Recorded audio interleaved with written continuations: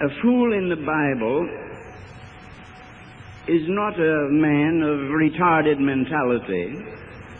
He's not even a man who may have lost his mind.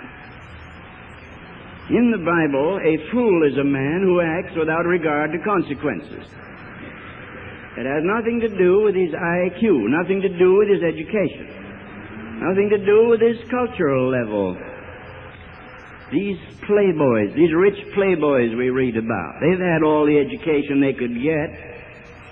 They have all the money and the best clothes and the best cars and the best homes and the best food, and they're exposed to the, I use the word best not in its moral sense at all, but in the sense of the finest that can be had with money and prestige.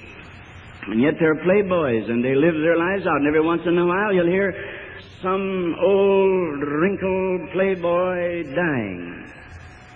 They all do after a while, as we all do. He's had all the women he's wanted because he had the money to buy them. And he's had all of the acceptance in society because he had money, and his name was in the paper. And now he's got to die. And he dies as a fool dies, for he dies without thought of consequence. He lived without thought of consequence and made his choices, but he may think about them when he's dying. But it's too late then. It doesn't make any difference about the IQ, I say. The difference is not a mental one, but a moral one.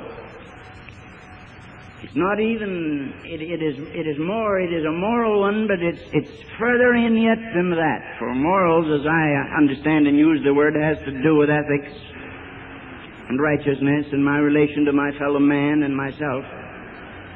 But it's deeper in than that. It's in the spirit of the man. In the Bible, a wise man is not necessarily an educated man. He could be. In the Bible, a wise man is not a man of high cultural level. Necessarily, he could be. In the Bible, a wise man is a man who acts with an eye to consequences. He thinks, what will the result of this be? And then he acts in a way that will bring him consequences that he won't have to be ashamed of or afraid of in the day to come. And this explains wisdom and folly as God sees it. There was that man that our Lord told about and called a fool. Now, I don't think his neighbors said he was a fool. I don't think they did. I think that if he stopped to nod to a farmer along the road, the farmer hustled home and told his wife, "What do you think, Mabel? Mr. So-and-so nodded to me today and called me by my first name." And if he went to a Grange meeting, he would be the first one to get the floor. Everybody would sit down while he talked.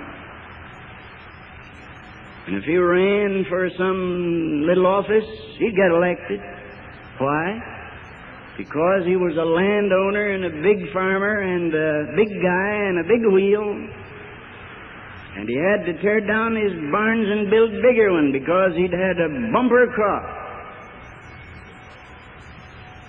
And when his hired men came in with their hats twirling around their thumbs awkwardly and shifted from foot to foot and said, "Mr. So-and-so, boss, we have more to the acre out on the South 40 than we've ever had. You won't believe it when I tell you how many cartloads of wheat and corn I've brought in.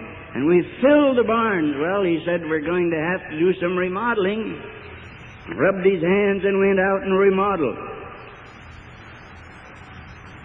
Then he ate his supper, talked to his wife all the time about his big barns and the grain.